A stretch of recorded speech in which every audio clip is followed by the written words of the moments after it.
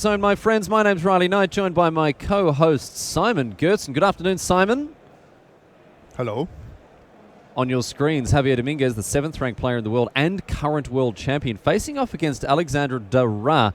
Now, we saw Dara in the previous round, Simon, go all the way to a draw with his Is It Phoenix list. It's a deck that I'm very excited about, of using Arclight Phoenix and a lot of cheap cantrip effects.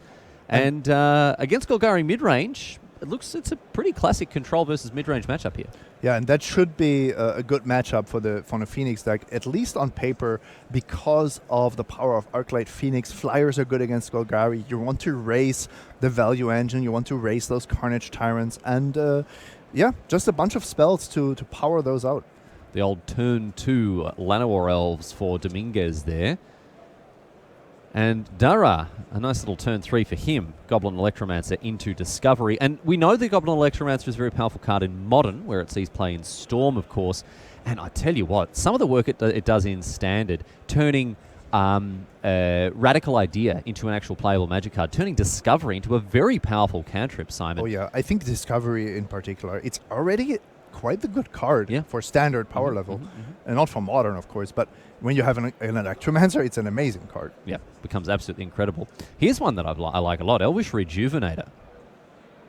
Oh, that's a non-standard inclusion as well. Yeah, I was very happy to slam this straight into my Commander deck when it was first printed, but I'm pleased to see it played in Standard. Typically in this slot we see District Guide, which fetches a basic but doesn't put it into play, but Elvish Rejuvenator very, very rarely misses. Yep. And you can actually race towards those high-impact cards. And I think this is something that players have realized, Golgari players have realized. You can't just generate infinite value and expect to win those drawn-out games against Control and in the mirror. You need some things that actually impact the battlefield to a higher extent. So cut some of these value generators. You have enough value as it is. And just play more Fine Finality, Carnage Tyrants, Vivian Reeds. And I think Dominguez is also on that plan.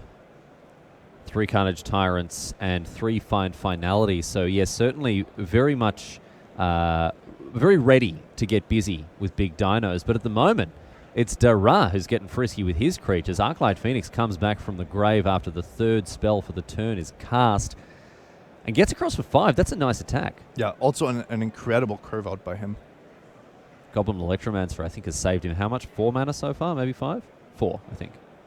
And a Highland Lake. Whew, look at that. Nice little bit of draft chaff joining the fray here. And Alexandre's hand is quite funny. I believe that he is looking at 3 copies of Lava Coil. So Dominguez deploys a Vivian Reed, immediately goes upstairs. This is one of the many, many value engines in this list. And Dominguez, I think he's going to take a little brand new puppy home for Christmas there. Looks like a Ravenous Chupacabra might be the pick. It is a low impact play when we're just looking at Dominguez's board here. A 1/1 and a 6 loyalty Planeswalker is not a lot against what Alexandre has there. However, as we can see, the hand of Dara doesn't really stack up favorably. We'll see who's able to hustle and bustle into the late game here. Certainly momentum on Dominguez's side from a outside tournament perspective. This guy's been on an absolute tear. Obviously coming second at Worlds last year in Boston and then avenging that defeat this year with a win. But right now, Dara is, again, churning through his deck thanks to Goblin Electromancer. Charter Course is bonkers when you're casting it for 1. My goodness. Yeah, and if you were wondering why Dara cast that before combat, it's if he finds another Arclight Phoenix, he actually gets to discard it, cast another spell, and then the Phoenix gets in there as well.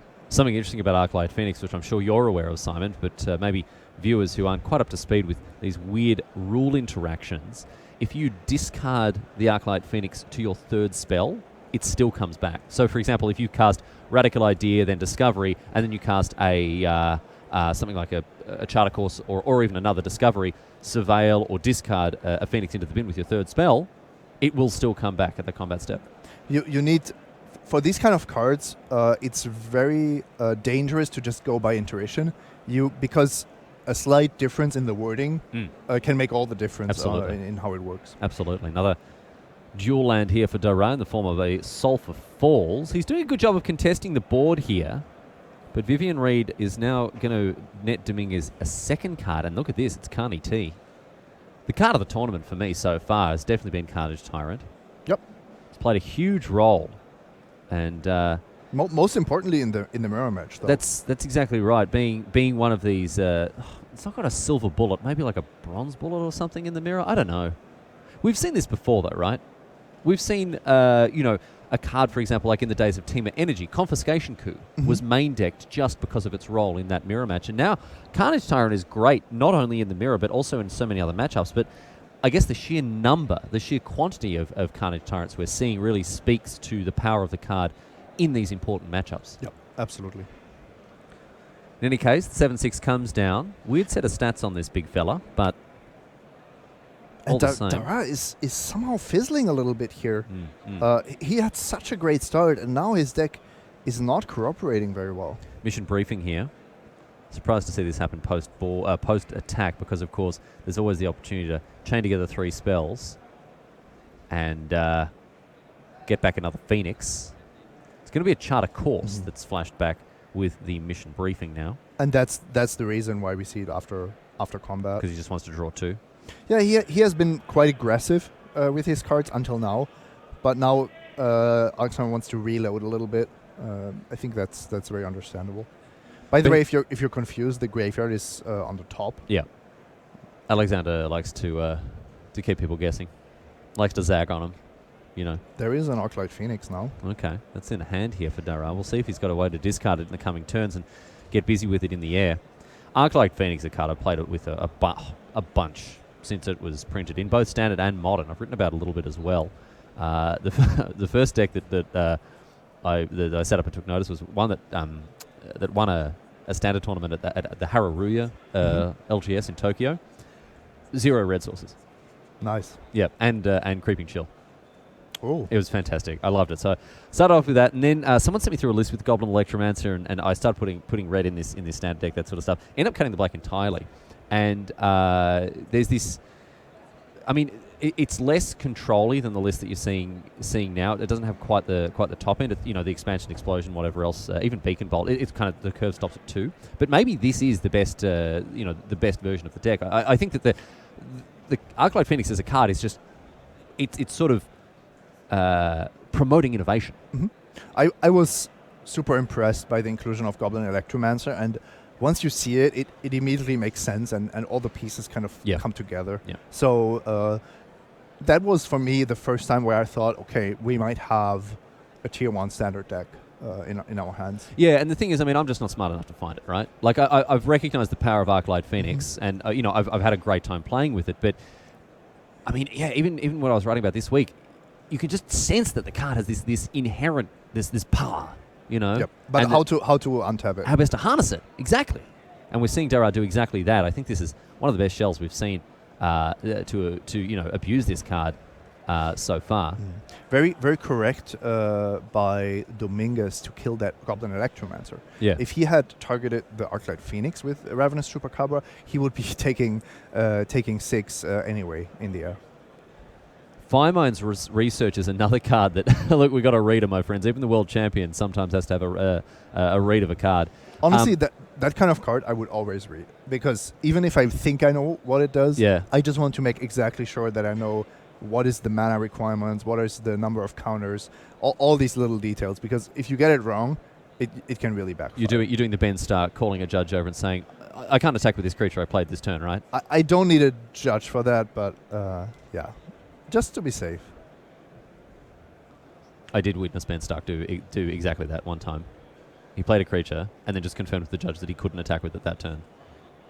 Hey, he's in the Hall of Fame and he's calling judges to ask basic rules questions. There's no shame in it.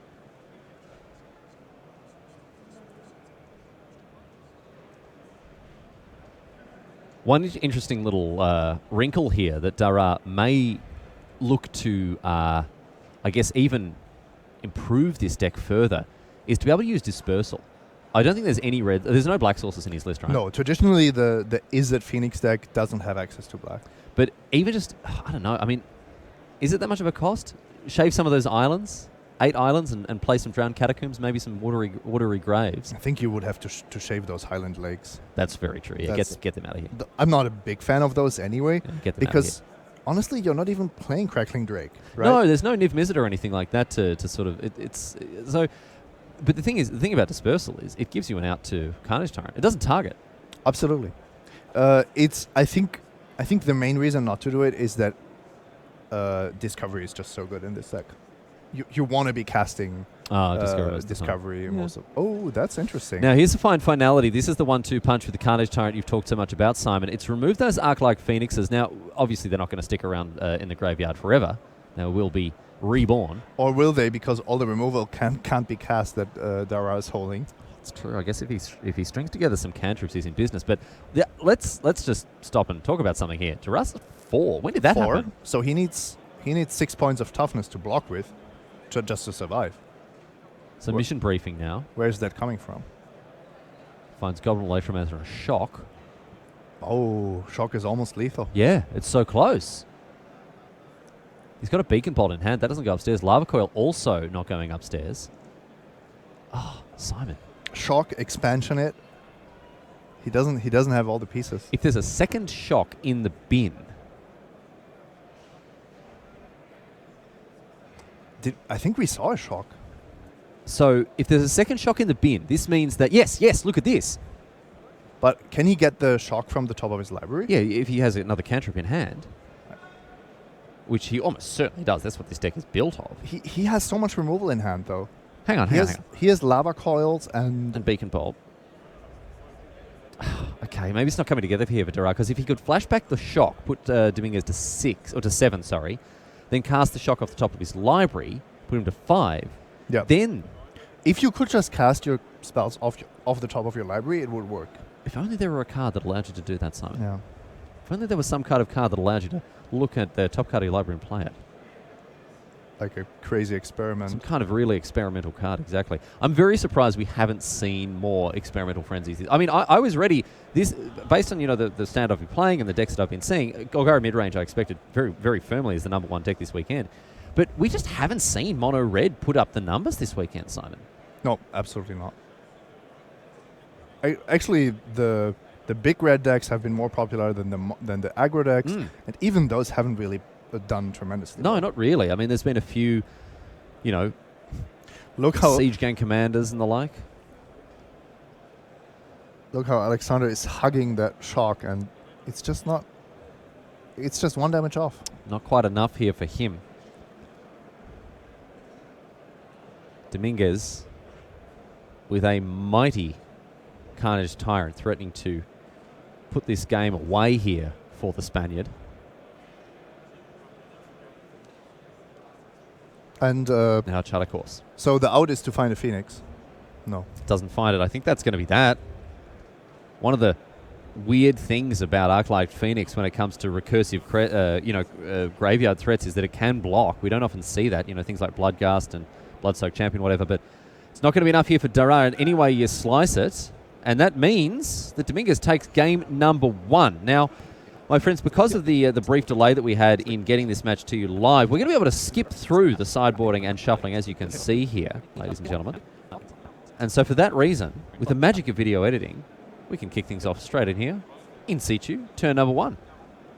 I predict Javier Dominguez's first play will be Seeker Squire. I can feel it, Simon. He's got a feeling in my waters. You've got a glimpse of the future. Yeah. Yea, verily have I gazed into the abyss, and I saw a Seeker Squire staring right back at me. Oh! I'm the best that ever was. Ooh. I'm the best there ever will be. Seeker Squire. Let's see what the result of this Explore trigger is. Land straight into the hand of Dominguez here. And Dara with, I'd say, a much mightier 2-drop in the form of Goblin Electromancer. I agree. It's a scary card to play against. And Elvish Rejuvenator once again, just as a one-of, and finds a forest. Again, the Rejuvenator very rarely misses. Radical idea for Dara. Cycles through a card. I guess he's just... this little elf is just really into the music of the king. Trying to get, Presley back as a mainstream music force, as an Elvish Regenerator. Dara kept open his mana. Just stonewalled me. Wow. All right. Didn't want to cast. Didn't want to cast his Phoenix here just to get in. Well, in hand, I think that's a disdainful stroke. So maybe he's fearing some massive play here from Dominguez. But Dominguez playing around the counterspell very neatly with a 3-drop and then a 2-drop. Yeah, I don't love that. I think the Phoenix had to be had to just be cast. Did just stone cold nothing that turn. No attacks, no blocks, no plays. And Dominguez, I don't think he had an alternative. But if he, for example, if he's holding a Vivian Reed there, I don't think he plays it. But he didn't even cast the Radical Idea out of his bin. He could have discarded the Phoenix to it. I guess he wants to maybe that to be one of the 3 spells. Yeah, that you don't want to just waste your spells like that. Okay, fair enough. You want to be casting a few of them early on, but afterwards it's all about making sure that they fuel the Phoenixes. And this is exactly what we're seeing here with Radical Idea cast from the bin, discarding an island here for Dara. He does have at least one Phoenix to bring back. Let's see if he can raise that number. Doesn't look like it so far. Island to play. One of the weaknesses of this deck is that the amount of Phoenixes you find is actually very relevant to your chance of winning the game. Like, one is usually not enough. No. But, I mean, you know, having played with this card a little bit, it is bonkers when you're bringing back 6 flying power that has haste every turn. It is insane. And the fact that the card can block just puts it even further over the top. But right now it's Dominguez going over the top with a Carnage Tyrant here. And he can start to put together some attacks that are going to be pretty profitable thanks to the Midnight Reaper. Yeah, but if he attacks with both of these small creatures and then Dara has a shock for the Midnight Reaper, it would have been kind of an awkward exchange. So just the Elvish Rejuvenator getting in there. No one stepping on his blue suede shoes as he gets across and clips Dara over the ear hole for 1. Here is Discovery, costing only 1, thanks to the Goblin Electromancer. And now an Opt, revealing Banefire. Got a nice little staff discount on that at the moment. How much work can that do, Simon? It's not a great card in this position, I think. What can it really do? It can kill a Midnight Reaper for 1 mana. Sure, but so to shock. It's a shock, yeah. I'm not a huge fan of that card, but it does give you a sorcery to cast. Those sideboard cards of Dara look pretty bad. Yeah. Just generally, or in this matchup specifically? In this particular game, he has a Banefire and he has 2 Ral. Is it Viceroy in his hand? Those all come from the sideboard, so we have to assume he wants them against Golgari midrange. Yeah. And they just look abysmal. This Ral has been both Rals have been rotting in his hand. Looks like Dara is considering playing this Banefire. And, yep, as we say,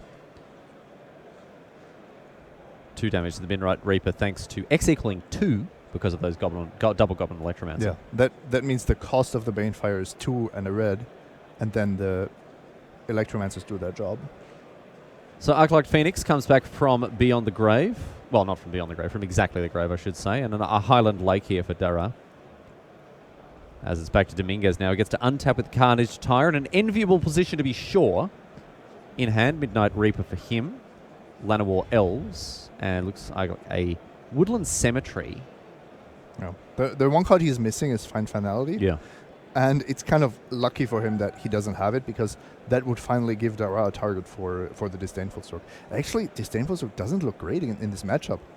If you hold it open and your opponent has anything up to a 3-drop, you don't get to counter it. No. If it's a Carnage Tyrant, you don't get to counter it. So you're really banking on sniping a Vivian Reed or Vraska. Or Vraska. Or maybe a Finality. Sometimes the Finality is probably the biggest portion, but honestly, your deck shouldn't be that concerned about a -4/-4 effect. You should be able to beat that even without having a counter. It's also kind of difficult to trigger Arclight Phoenix with your counter magic. So I'm not a huge fan. Yeah, you don't want to be playing reactive spells in an Arclight Phoenix deck. Yep. So, Dominguez loses two... Oh, what a silly attack, Simon. Attacking with 2 1-power creatures into 2 opposing 2/2s? Yeah, What a goose. amateur. Amateurish from Dominguez. Now, of course, he got to draw 2 cards with the Midnight Reaper, so he'd be very, very happy with that. I'm sure he made that exchange perfectly deliberately, and now he's playing more fuel for this particular fire in the Llanowar Elves. Yeah, Arclight Phoenix. that's the one shot that Dara has. Get in for 6. Hope Dominguez doesn't get to explore next turn, and get in for lethal. Cars Down is going to stymie those plans, however, with the world champion having the perfect answer here at just 2 mana. And only across for 3 now. Dominguez down to 9. So Dara is going to be put under a huge amount of pressure here. This Disdainful Stroke is doing very little, and the Ral's even less. And Dara is forced to block here, obviously. No explore for Dominguez, so that's a good sign for Dara. I'm not sure if the Wildgrowth Walker has to get in, but because you just do a replacement one, you can afford to attack with everything here. Yeah, just get in. Right click, attack with all, Force the blocks. and force Dara to do something about it here. And the thing is, I mean, even if Dara can line up some blocks that are at least halfway profitable, Dominguez is still going to draw cards and continue to pull himself further and further ahead here. Yep. I think that is the best block that Dara has available to him. Uh-huh. It's not a great spot, but it is probably what he has to do. Takes 9 down to 3. Yeah, and there's no way to block 2 1-power creatures, because then you are exactly dead. Oh, or no. Actually, there is a way. Maybe it's better to block a Llanowar Elves, actually. Instead of the Midnight Reaper. Yeah, that way. But hang on, then he's dead. Because then the Carnage Tyrant and the Midnight Reaper get in for 10. Yeah, but he's on 12. Oh, excuse me. So he takes 11. Takes 11 from the Wildgrowth Walker, that's right. He takes 11, and Dominguez also gets 1 card, so that doesn't change.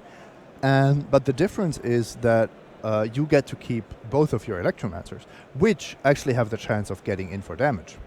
So I think you, while it's generally correct to kill the Midnight Reaper in the middle stages of the game, He's seen it. I'm not sure if he's seen it, because he's actually, I think he's going to kill more creatures rather than less. Okay, well, the other thing is here, Dominguez does draw cards, but he also loses 2 life. Is that going to be relevant for the counting, for the race? So I think it's better to keep both of your Electromancers rather than letting your opponent lose 2 life, because you're also giving them 1 more card, like you said, and if that's an Explore card, you've just undone all your damage. So I would have liked to see 1 creature going to the graveyard and Dara keeping both of his Electromancers. Drew 2 lands here, Okay, that's good for Dara, clearly. but he has a second Wildgrowth Walker here. That's going to be able to hold off that Goblin Electromancer with impunity here. So Dara needs something special off the top here if he's going to seal the deal here. Maybe a Banefire? So the second Phoenix is not enough. Finds a Discovery. All right. That's a start. Let's see what else. Very good start. I mean, this is an upgraded Preordain at this stage. Here's Discovery, Surveil 2, Land. Both of them are hitting the bin almost certainly. And Dara, Radical Idea would be amazing. it's a fresh card. Ugh, just a dual land. So it looks like it didn't matter. Looks like there was no way for Dara to find victory here. But imagine if the Midnight Reaper is still there and then you draw a removal spell for the creature that Dominguez follows up with. You actually get to hit them for an additional point of damage because the Reaper is still in play. And it's quite unlikely that the draw step actually helps Dominguez at that point. Because you've got the second Electromancer there, yeah.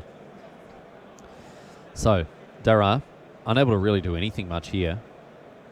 He's in a world of pain. He can play a Ral, draw something, but even then, those routes lost him the game. I think so. They just clogged up his hand and did stone cold nothing, right? No, anything would have been better than that. Anything. It's a piece of cheese. At least that'd provide him some level of sustenance. Here's Ral. Is it Viceroy? Look at the top 2. Oh, double lands. Wow, what a stinker for Dara. He's really had a rough time of it. his luck certainly has run out, and it looks like his undefeated run's going to be coming to an end very, very shortly at the hands of Javier Dominguez, who is rampaging towards another GP top 8 here at 10-1, soon to be 11-1 now.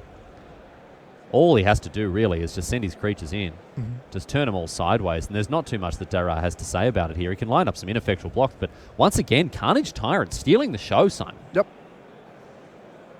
If you can't manage to raise the Carnage Tyrant, this is what happens. Yep, and Dominguez sees the line, my friends, and wraps up his 11th victory of the tournament. And again, is just on a rampage towards his towards another a GP top 8 here. So we'll keep a close eye on the current world champion as the tournament continues. But we talked about different builds of the Golgari list. Dominguez is certainly, obviously, it's fine. It's good. It's winning. Are you as convinced by this one as Haux? Because I quite like Haux one over. No, I think Haux is even better. Yeah, I agree. This is the 3 Tyrant, 3 finality list, which is good. Mm-hmm. I think Haux is a step better for this tournament. I agree, and I think that's something that we're going to see throughout this standard format for as long as the Golgari list is a thing. You know, who can put together the best build for that specific week. Anyway, right now, my friends, we're going to take a break. We'll be back. We've got more Time Walk Magic after this, so stick around. You're not going to want to miss it. We're back very shortly, my friends. We'll see you back here at Lille in just a few moments.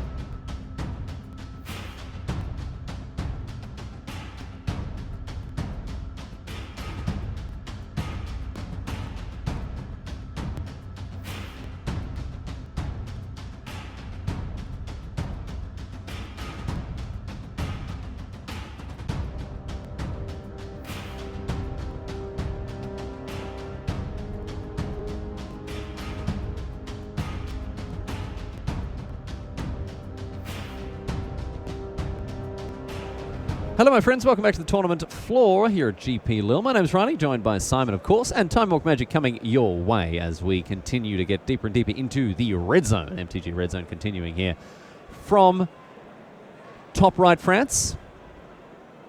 And on your screen, Elias Clocker and Michael Bonder. We've talked a little bit about Mono Blue Tempo on camera already, Simon, and it's a deck that you like quite a bit. I like it because it's so straightforward. You drop a threat, you put a Curious Obsession on it if you have it, and then you protect it and ride it to victory, and it's surprisingly effective. An enormous amount of interaction, however, is going to come from the right-hand side of your screen. The Dane, Michael Bonder, with Jeskai Control, and he's playing a list that is a little bit all over the shop. Plenty of one-offs, a couple of two-offs, all sorts of stuff going on there like that. But of course, he has an interesting split of win conditions that I want to discuss here as we see Mist-Cloaked Herald come down. 2 Crackling Drake. We've already decided that we don't like creatures in Jeskai. 1 Niv Mizzet Parun, also, again. 1 Ral Izzet Viceroy. But Simon, can you guess how many Teferis he's playing? I'll give you a hint. It's not 4. It's not 4. It's not 4. I mean, I know Michael. I really like him. But he suffers a little bit, just like me, from fancy play syndrome. Yes, FCP. And then if you don't quite know what to expect and you keep playing and FCP? testing. I was so far off that one. Fancy Clay Pindrome. Yeah, but it's FPS. FPS. Most syndromes end with S. Most of them do. By the way, a huge play there. Negate on turn 2 to stop the Curious Obsession from coming down. Bond making good use of that die roll. Yes, and Negate, making good use of Negate as well against a deck that is quite heavily creature focused too. Anyway, tell me about your FPS. You up to 60 yet? The FPS problem is there are so many sweet cards to play. And then you see Crackling Deck has its upside, Niv Mizzet also, Ral, Teferi. You put in 1 Search for Ascanta and you call it a day. Deafening Clarion is going to do a lot of work here for Michael Bonder. I've been very impressed with this little sweeper. It has a secret mode, of course, giving all your creatures lifelink, but just something that is a little easier on the mana that can also do through. I mean, just an Anger of the Gods type effect there. And is it just going to resolve? Clocker is looking at least 1 more island in his hand. I mean, if he has a spell piece, he's going to feel very silly. He's got 2 spell pieces, he'll feel like a genius. But it's just going to be a... look at this. Look how it's dispersible. That means a Syncopate, and that means that Elias Clocker has just got riggedy wrecked here by a deafening Clarion from Michael Bonder. Yep. Can't hear after that one. No. His ears will be ringing. He'll be going home with tinnitus tonight. And the party don't stop for Michael Bonder. He's got 2 more Deafening Clarions in hand. He's popped his earplugs on. He's observing OSHA regulations. But poor old Clocker. Yeah, and Bonder smartly is just keeping the situation under control. Bonder knows that there is a mono blue the opponent facing him, and mono blue has all these 2 and 3 mana counter spells. So it would be a mistake to just drop the Teferi here. Playing an uncounterable Niv Mizzet, though, that's exactly what you want. That's going to win the game right in and out of hand there, my friends. And easy game there for Michael Bonder with a very convincing win condition. But we do have, of course, 1, maybe 2 more games to play. And Siren Stormtank will be kicking things off here for Mono Blue Tempo for Elias Clocker. Bonder showcasing the power of sweepers. We've had a considerable downgrade in power level when it's come to sweepers in Standard recently, Simon. Yeah, but honestly, Bonder won the game because he had Negate for Curious Obsession. Is that right? Sorry to interrupt. Is that like that's a huge call? If Clocker has 2 cards a turn with this deck, I think he beats Jeskai Control easily. That's bonkers. But that's how good the card is. Your whole deck is built around almost this combo-like approach. Actually, the fact that Clocker was sitting there with 3 creatures in play and had to fight for a Deafening Clarion, that's not even the gameplay that he wants to play. I'm astonished by that, because you think just the clear 3-for-1 with the Deafening Clarion was obviously what got it done there. But if Curious Obsession is that pivotal to what this deck is trying to do, wow, that's hit me for 6. Well, Clocker has come in for 3 here for Bonder. It's the biggest draw towards the deck, but it's also the biggest downside of the deck, because what do you do if you don't draw at least one Curious Obsession. There is a huge difference in power level whether you have it or not. So Clocker, I think he's brought in his Jaces here. Yeah, we were actually wondering off air what purpose the Jace fulfills, but apparently it's an anti-control card. Tempest Gin has an Essence Scatter targeted it, but Spell Pierce is going to take that counterspell out of consideration. Now, the Tempest Gin is a little bit of an issue for Bonder, of course. Even a Deafening Clarion isn't going to be able to clean up this 4 toughness creature. Exactly, and that's kind of the key toughness value here. Crackling Drake comes down as a 1/4. Can do some useful blocking at least, but Tempest Gin's only going to grow and grow here. I think Clocker is happy about that. Just a 1/4 cantripping Drake could have been worse. Could have been worse. Bonder, however, with an answer to the Tempest Gin in hand in the form of Seal Away. We don't see Seal Away too much. I've seen it now more and more relegated to the sideboard. Yeah. Or maybe 1 or 2 in the main and then the rest in the sideboard. Because in some matchups, it's exactly what you want. I still think it's very good. It's one of the best post-to-fairy plays you can make after untapping 2 lands. But with the Izzet deck, with the Jeskai deck, the Izzet colours at least, being very spell-heavy when it comes to instants and sorceries, they're not interested in an enchantment so much. So Clocker now may look to play his Jace Cunning Castawe. And we'll see what he wants to do with it. Draw some extra cards, perhaps? Yes, indeedy. So here are the attacks. Bonder takes the easy block, but, well, you said Curious Obsession was one of the most important cards in the list, if not the most important. Jace Cunning Castaway is doing his best impression of that. That makes a lot of sense. If you're facing a matchup where you desperately want all of your Curious Obsessions, but also you know that you're not always going to be able to protect those creatures, then Jace can do a decent job of pretending to be Curious Obsession.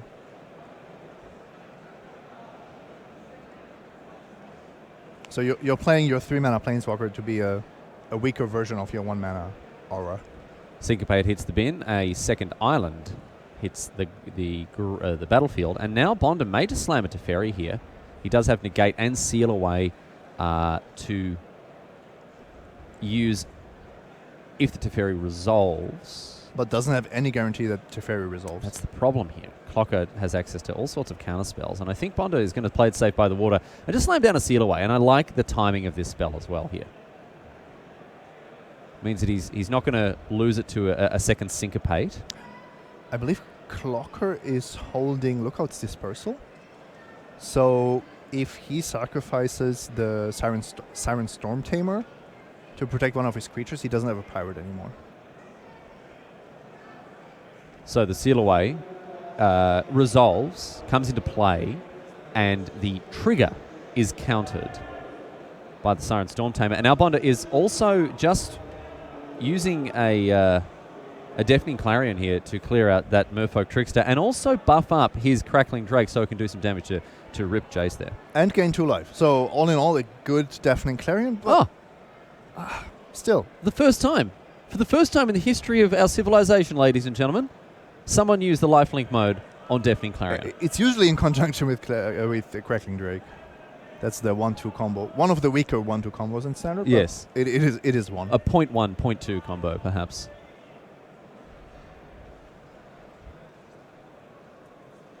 So now we're going to pretend that we have Curious Obsession again. 1 second, hang on. Why didn't he cast the Deafening Clarion first?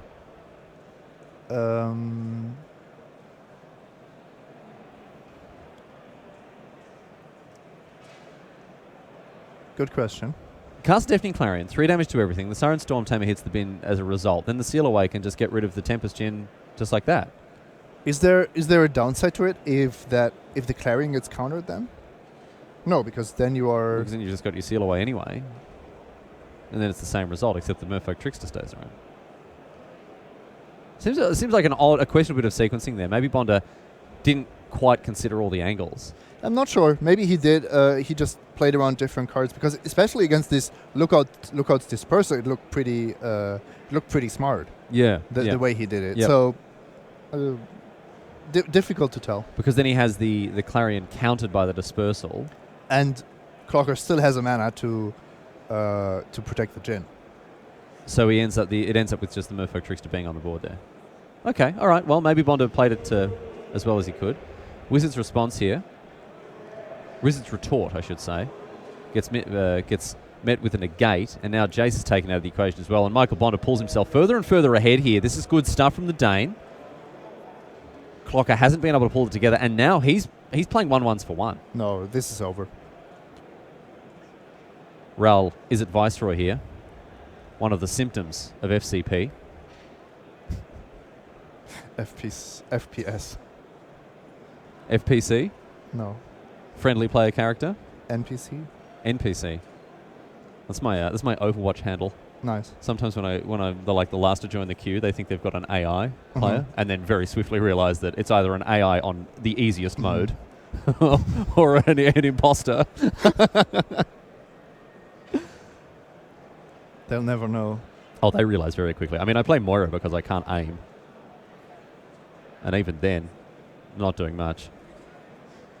So now, Teferi comes down, joining the partner in crime, Ral, and that is enough for Elias Clocker to extend the hand of concession. And Michael Bondo picks up a very tidy win. I mean, we have kind of poo-pooed the inclusion of Crackling Drakes, of creatures like that, but I guess that match showed us the utility that they can have in applying some pressure. And also, it was only on the screen for a few seconds, but that Niv Mizzet in the main deck does have a lot of utility, especially in this matchup. Yeah, I mean, it can close out the games a lot faster and give your opponent a point at which it's like, okay, yeah, well, I can't beat this. That's right. All right, my friends, we're going to take another break. We've got more Magic, of course, MTG Red Zone continuing throughout the afternoon before we make our way to the top 8. So stick with us. We'll be back live from Lille after this.